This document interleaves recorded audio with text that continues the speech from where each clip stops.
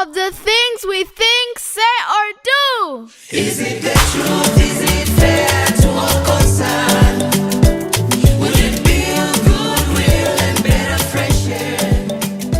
Is it the truth? Today we're going to talk about a force that is incredibly powerful, can make you super strong, super creative. It increases your memory like exponentially. Not only can you remember something for your entire life because of this power, sometimes memory transcends generations. So the thing that happens, you'll remember for your whole life, but maybe your kid's life and your kid's kid's life because of it. Now, you might think that power is something like love, but that power is conflict. And you think, why is conflict?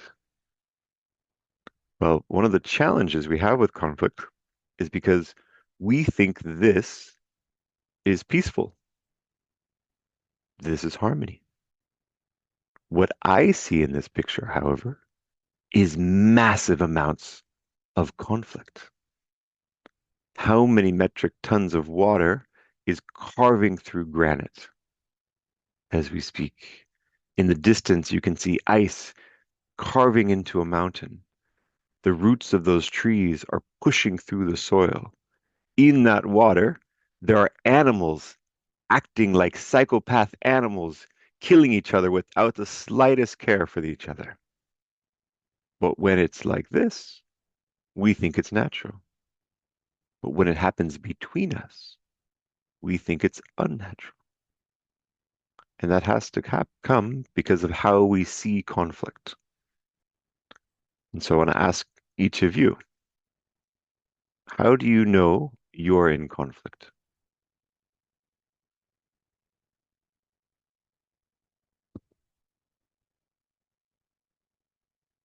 Go ahead and raise your hands.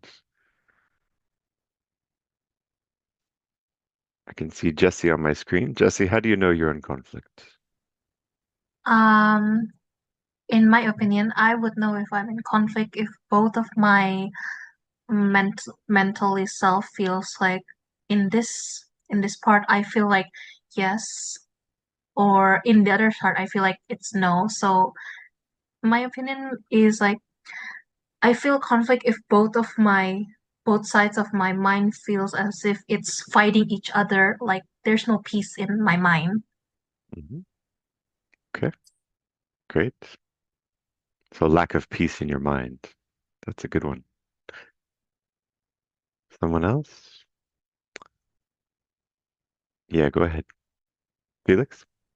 Yeah. For me, conflict will be about a disagreement between two people, a misunderstanding to be exact. Pretty simple Okay, way to put it. misunderstanding. Yeah. And how do you know that they're having a misunderstanding?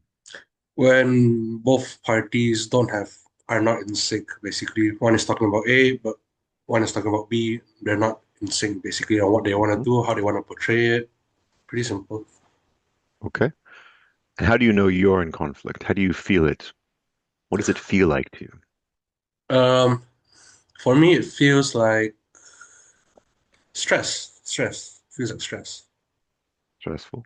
Great. Where do you feel stress when you feel stress? It depends what the conflict is about. If it's about work, or is it about my love life, or is it my personal life? There's a lot of ways to Mhm. put conflict into it. But for example, let's say if it's work, then it's probably inside my head. If it's my love life, then probably somewhere in my heart. If it's something else that's bothering me, probably it's a gut feeling. So it can come in many forms, in my opinion. Okay. Thank you. Patricia, what do you think? When do you know you're in conflict? Personally, how do I know when I'm in conflict? I think that when I can feel this sense of lack of like reassurance and like a sense of changes in an environment and or in a situation where like there's this uneasy feeling where I can feel like there's negativities around me. So I think that Mm, is when I notice there's a conflict around me. Yes, thank you. okay. So a disease or feelings of negativity. Okay, great. Martin, there's some So, feedback on the chat column. Huh? okay, will you read it for me? Quite a number.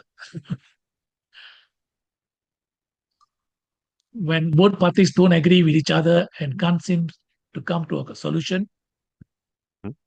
Another one, when both parties cannot come into an agreement and feel that the arguments of their counterpart is unreasonable and against their will. Mhm. Another one, I feel annoyed and angry. Another one is, I know it's a conflict if I don't feel safe. Yeah, lack of When I safety. feel so uncomfortable and stressing out. And the last one, not being understand each other.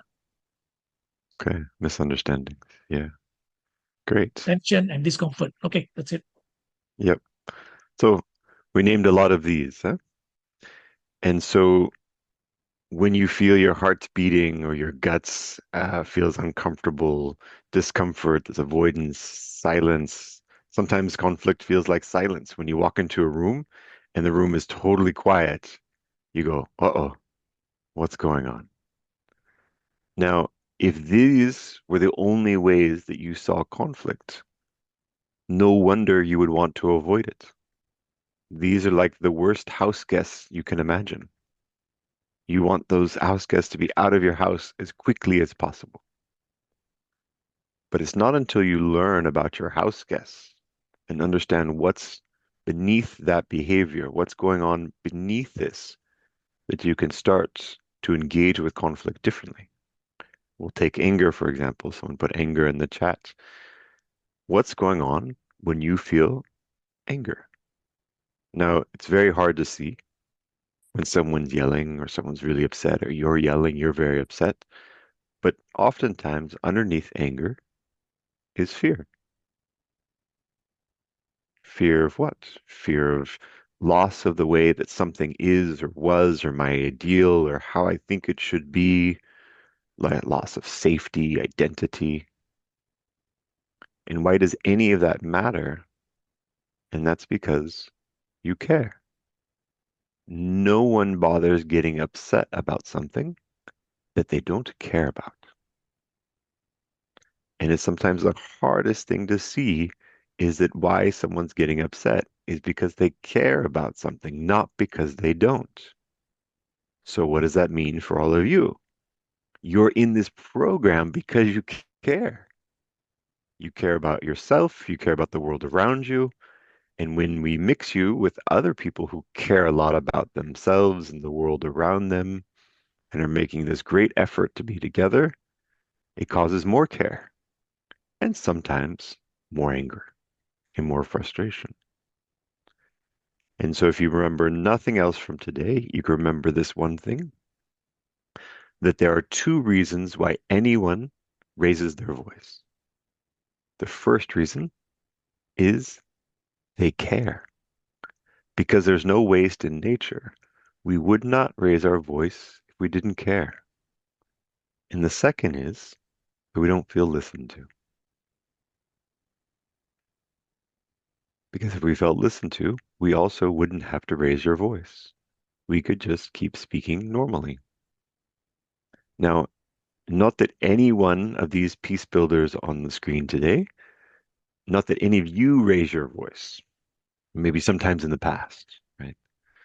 But if you ever find yourself in the place where you're raising your voice, you know these two things are happening for you.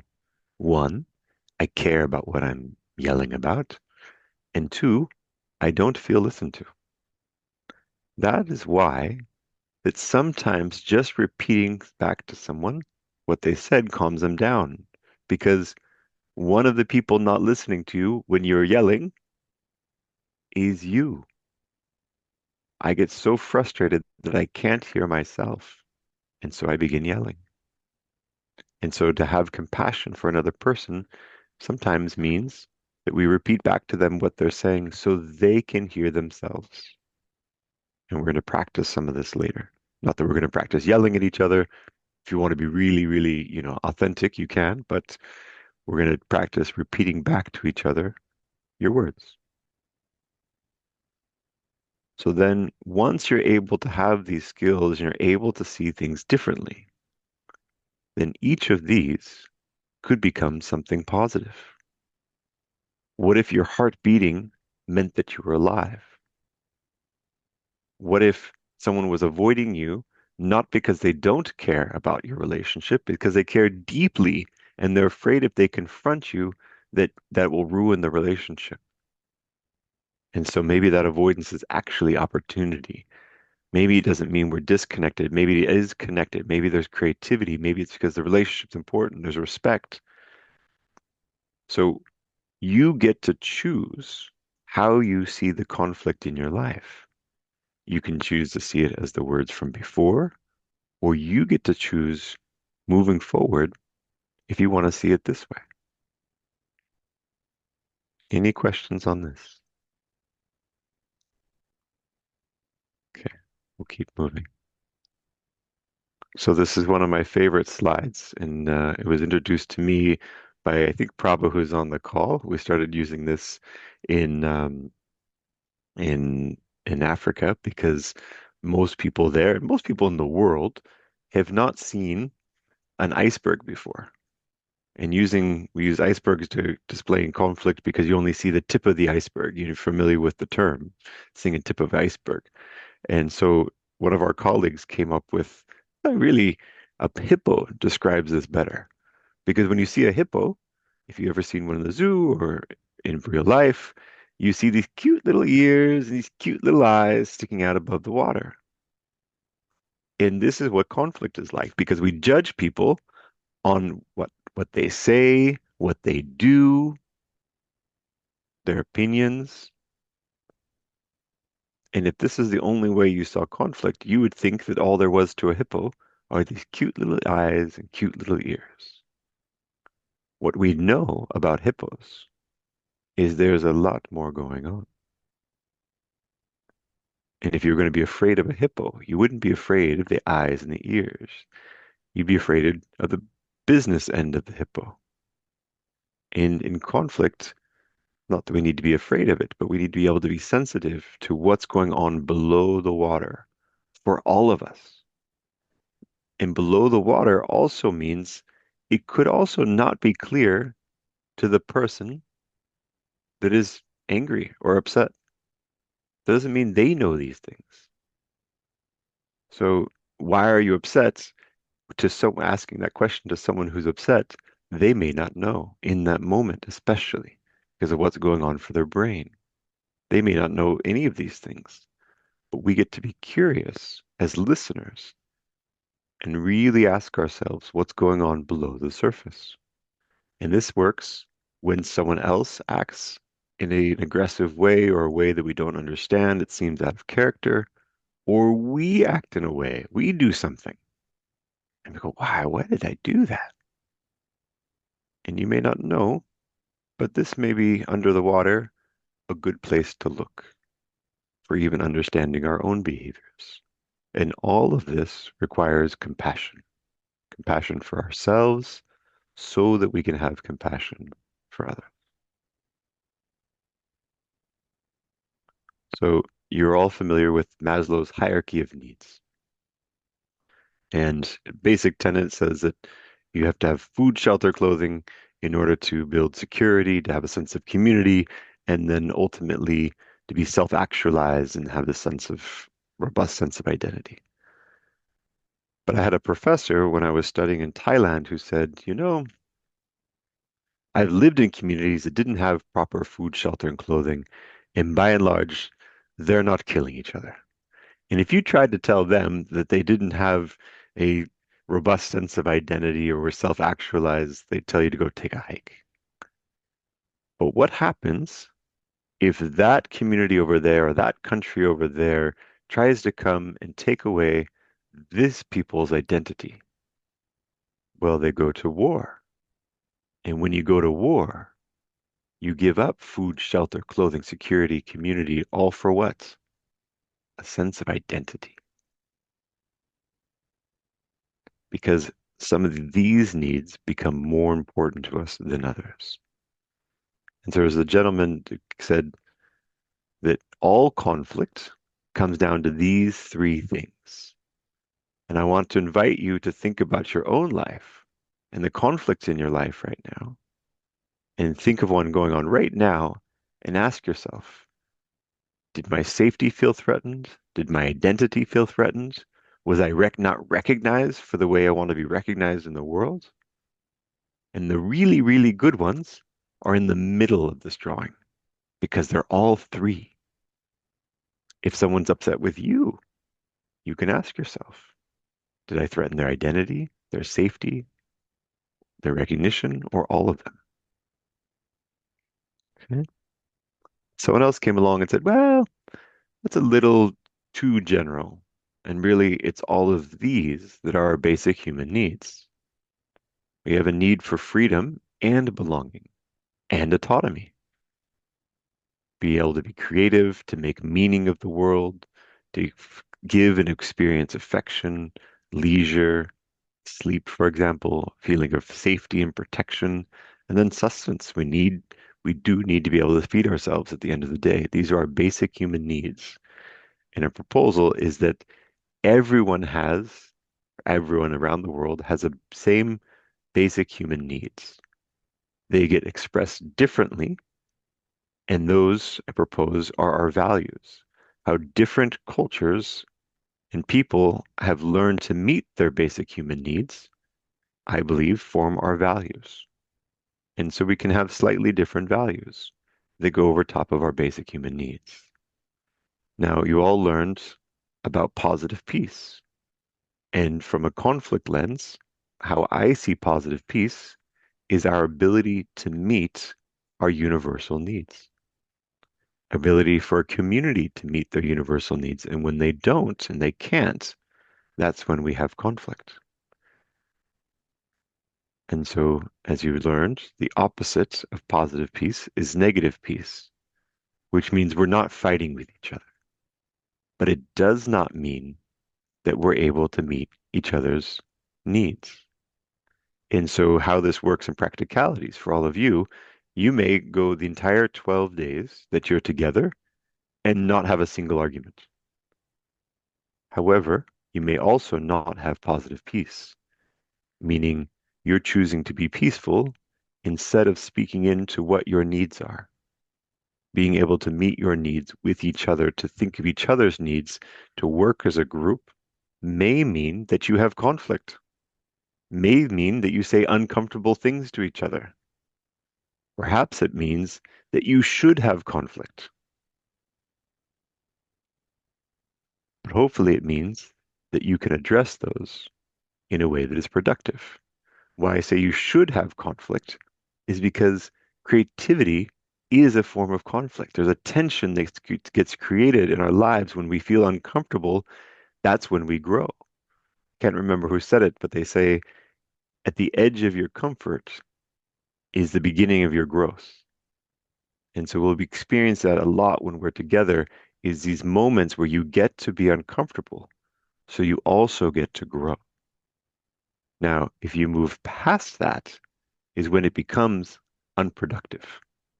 We lose our ability to communicate with each other. We feel a loss of trust, and it goes downhill from there. So what we're not looking for is the left-hand side of the screen. Normal relations, status quo, and the organizer, Sakura, is probably looking at this going, oh my gosh, Martin, what are you doing to us? We want things to be peaceful here. Well, yes, kind of. But we want really to create the maximum amount of creativity because that is what drives change. When I was in Sri Lanka, one of the generals said, we promote radicalization. And we're like, what? Because without radical thinking, their lives will not change here. What we can prevent is violence. And by giving people a way to express their needs, we believe we can prevent violence. But we need to be able to be creative. Otherwise, nothing's going to change. Can you understand the distinction? Great.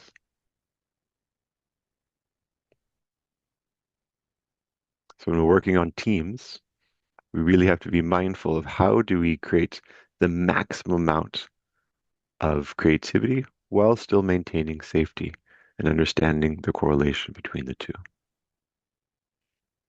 So, as promised, we're going to practice. Okay? In this section called Less Violent Communication. And I have two models I'm going to share with you. The first one is called the flame method. And what this says is first, when you experience conflict, do nothing. Now, this is counterintuitive because we always want to do something when we feel uncomfortable.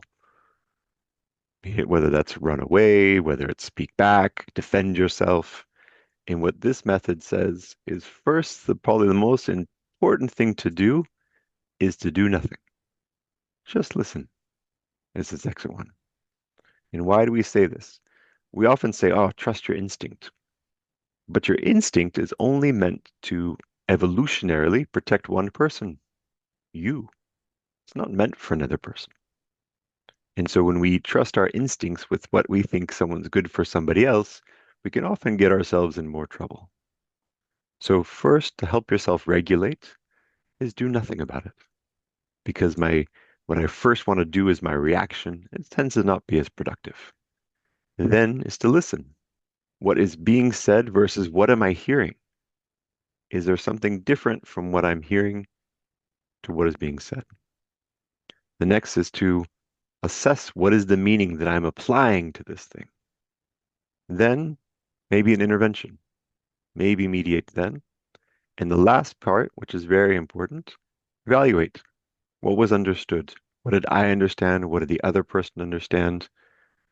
And even though we feel better, checking back in with the person to say, what is it that you understand? Any questions on this? I imagine this is the first time that someone has instructed you to do nothing about a conflict. How does that feel as a strategy? Okay. So the next one is the one we're going to practice. I want to be able to get through it with you. So this is a model I use called the GAVE method. And the GAVE method you can use in any level of conflict. The first step in the GAVE method, similar to the flame method, is really to do nothing other than to connect to gratitude. And why we connect to gratitude is because you can't be in your ego and gratitude at the same time. If you think about the last time you were really upset, you probably also didn't have a lot of gratitude. And so being able to connect to gratitude helps you to calm down. It also helps you to know when it is the right time to have a conversation. So if you cannot find something to be grateful for, a pretty good indicator that you should probably not have that conversation. Because I know when I'm upset and my ego is driving the bus, that I cannot find something to be grateful for. So having compassion with yourself and with the other person means it's not the right time. And so if you can find something to be grateful for, then voila, maybe it's time to have a conversation. Because when you can find gratitude, you also know that your brain is working enough to know if it's a right time for the other person. But I think of something when something feels urgent, I want to tell you right now. And I'm not really aware of whether the right now is good for you also. The other part of gratitude is strategic. When we hear gratitude, we are automatically more open to what the person has to say. And when we think a conversation will go better, it typically goes better. Now, the next step is awareness. First awareness is what the other person told you. And most people, especially when we're in conflict, they are generous in telling us how they feel. So the first step is to repeat back to them. What did they tell us?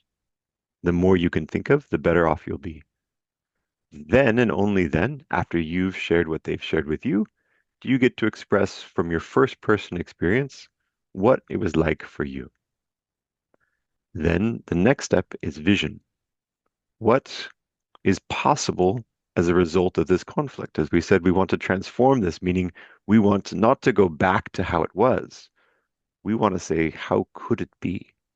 If things were ideal between us, what would it be? Now, there's a chance that after you've shared these things, you feel better. And we've had a lot of beautiful conversations where we think we understand each other, but we really don't. And so we go our separate ways without understanding each other. And so this last one is to enroll the other person in this vision. So you're going to ask, you're going to say what you're willing to do, and then you're going to ask them what they are willing to do.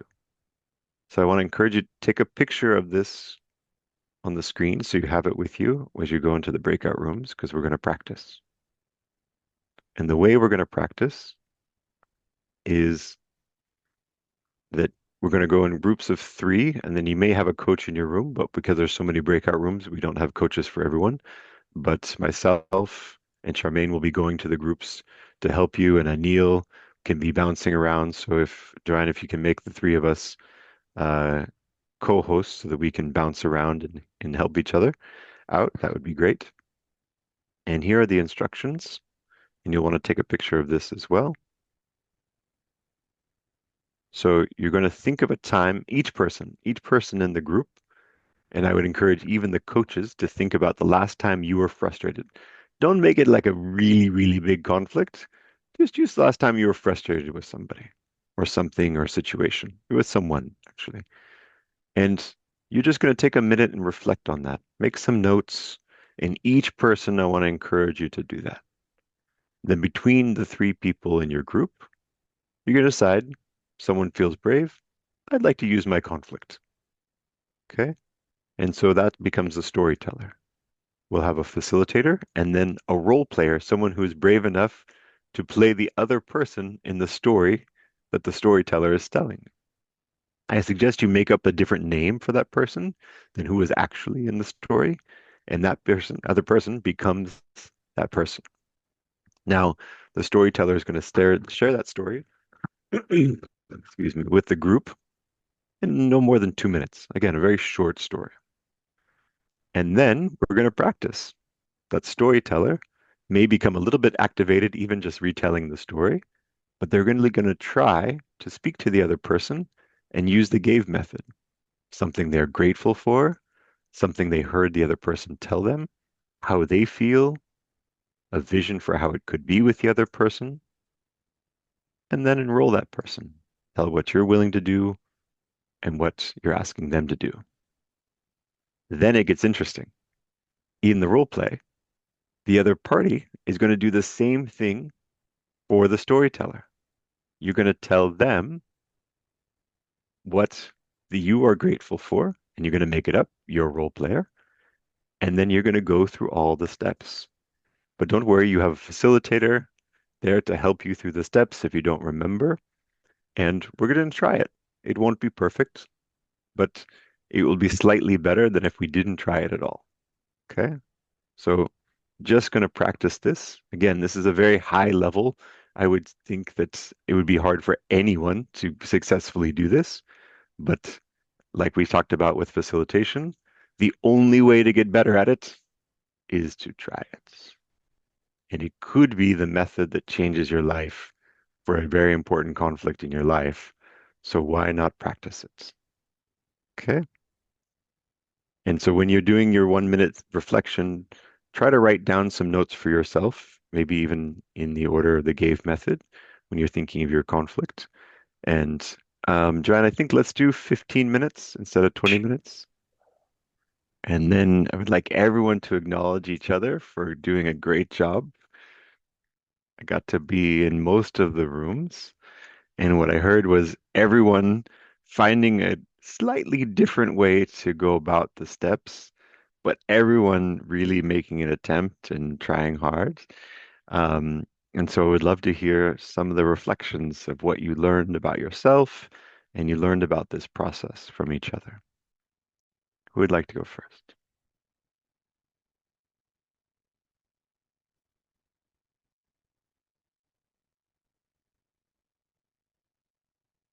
Patricia's group. Where are you, Patricia's group? Oh, you have hands up. Okay, that's great. Okay. Divya? Yeah. Hi everyone, thank you so much for the opportunity. My name is Divya and I'm from Malaysia. And the story that I was sharing just now was sometimes we put a lot of hard work in certain events, but people only look at the bad side, or even though sometimes other people's mistake, the management gets the blame. And we don't really get recognition, and people always tend to not appreciate what we done, even though we sacrificed a lot of things. They don't see the good, but they just point out that one fault. And the solution that all of us was positive enforcement. So we just thought like it's okay if we didn't get recognized for what we do, but just go with the flow. And I feel the recognition will come, but do not lose that passion, or do not hate what you love doing because you don't get anything back in return. So I think whatever you do, you should do with unconditional love and with open heart, and so that you always do not drain out yourself, and you do not like hate the thing that you used to do a lot. So that's all. Yeah. Okay. And can I ask you, what did you find to be grateful for in this story, or what did the storyteller learn to be grateful for? To be grateful that grateful that you have a chance to do what you love. Not everyone has the chance to do what you love. So you should be grateful that you're out there trying and going out there and doing what you like, because many people have other commitments. They can't do what they love. And then in later part of their life, they realize that they don't do it. It's too late. So yeah, Okay. just be grateful for what you're doing now, Okay. and always give a pat on your back because you're doing great. Yeah. Great. Yeah. Wonderful. Okay. Lechumanon?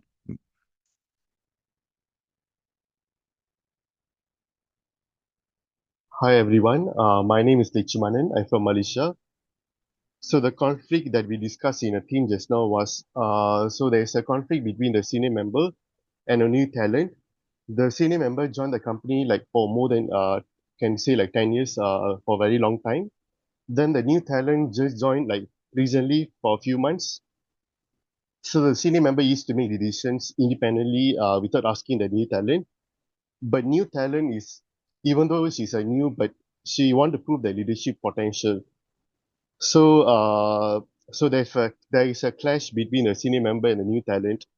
So there's arguments. So what we thought is that, so it is important to acknowledge each other's strength. So, so the for the gift method, right? So, for the four gift method. So the first one, as a junior talent, even though the mistake is not under her, but she must be grateful for the senior member because the senior member can guide her. So grateful for that, and also for the junior talent must know she have to speak kind words to the senior member, and also the senior member also must know how to speak in a very good manner and speak very kindly to the junior talent, because junior talent came to the company because she want to gain experience. So Yeah. both parties, the senior member and the junior talent, must know how to talk to each other without any disagreement. So Okay. when they are Let me both let me also, yeah, yeah. yeah, So let me just slow you down. Thank you. okay, Um, sure, one upgrade for everyone in our language is yeah, thinking that someone should or shouldn't do anything. mm, Sometimes it's linguistic, but if it's really gratitude, it's not like, I should be grateful. I get mm, to be grateful because it's a yeah, choice that we have to be in gratitude. I get to recognize this other mm, person. It's an opportunity. Not that you must do it or that you should do it, but it's an opportunity to be able to do it. And so if we mm, just shift our language slightly, it helps our thinking to also come along with it. So thank you for sharing that. Yeah, mm. your progress in your group. Thank We you. have time for maybe one more person, and then I want to make sure that we close on time. So uh, who is the next hand? Help me with who is the next hand. I think it was Jesse. Yeah, Jesse, would you like to share? And then we'll close. Thank you, Mr. Martin. So, my name is Jessie from Indonesia, and Actually, I am the storyteller of my group. I want to share the story of the last time I was frustrated with a friend or colleague. It was actually today, just a few minutes ago before the meeting. So I was in a group for a project, Well, and Jesse, yes, so not the story, but what did you oh, learn about what did you learn about the story from the process you did? We don't want to hear the story, we want to hear yes. what did you learn differently about the story as a result of the process? So I learned that I am grateful for everyone that I have nearby that was willing to support me during my hard times. I'm aware that I can be very weak, but I also myself can be strong. I don't have to be alone because I have friends and people nearby. My vision is I see myself as someone who can support people, but also have people support me by myself. And what I'm asking to do to the person that makes me frustrated is I can see that they must be very frustrated as well because of the lack of submission.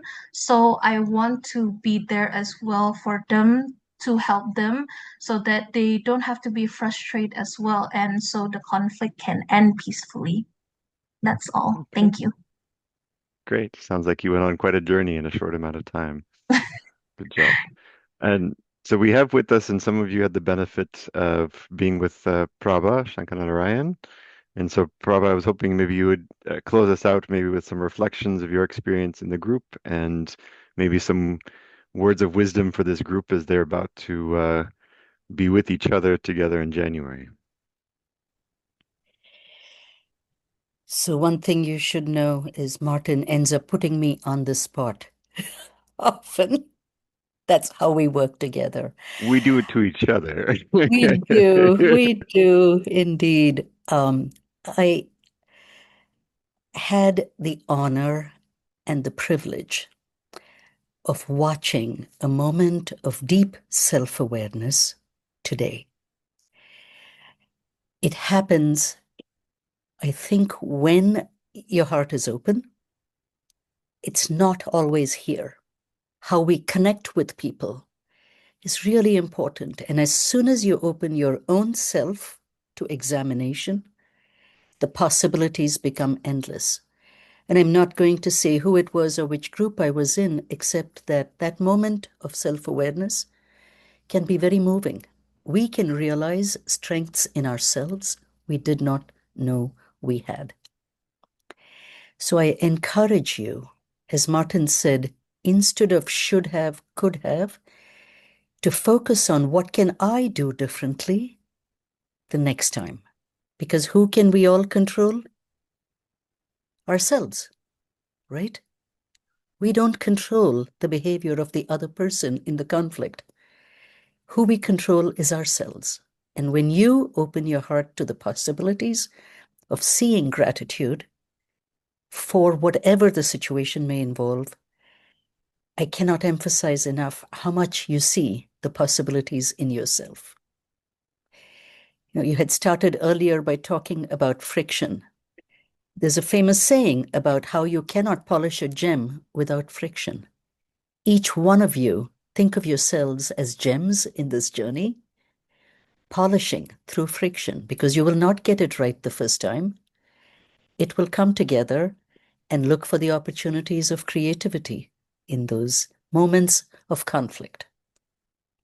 Thank you for allowing me to be with all of you. Thank you, Prabha. Okay, so this was obviously just a tiny little sample of what we're going to be doing together for our 12 days. But I hope that this is encouraging for you both to know we're going to be diving into deep things, and you will have the resources to be able to swim while you're there. And we'll be available for questions, and I can't wait to meet all of you in person. So again, congratulations.